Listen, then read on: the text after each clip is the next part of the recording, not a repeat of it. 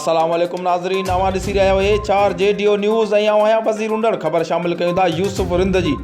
Mother and child अस्पताल जे मरीज़ ॿारड़नि सां ज़ुल्म, डॉक्टरनि जी बेध्यानी सबबि हिक खां वधीक ॿारड़ा फोत।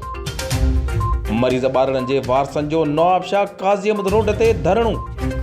सही गाॾियूं बीह वयूं, मुसाफ़िर सख़्त परेशान। नवाबशाह पुलिस पहुची मुज़ाहिरनि खे मिनथूं करे रोड खोलायो।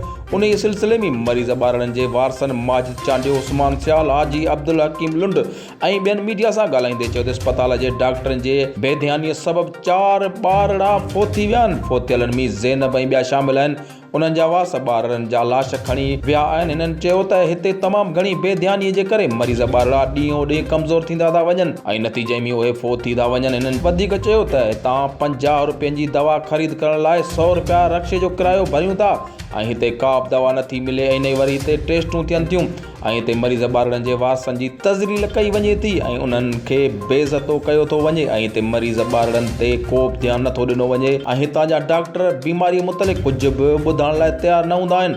हिननि चयो त हिते चइनि वार्डनि में सिर्फ़ु नेबुलाइज़र जी हिकु मशीन आहे जेका वारे वारे सां मरीज़ ॿारनि खे लॻाइनि था।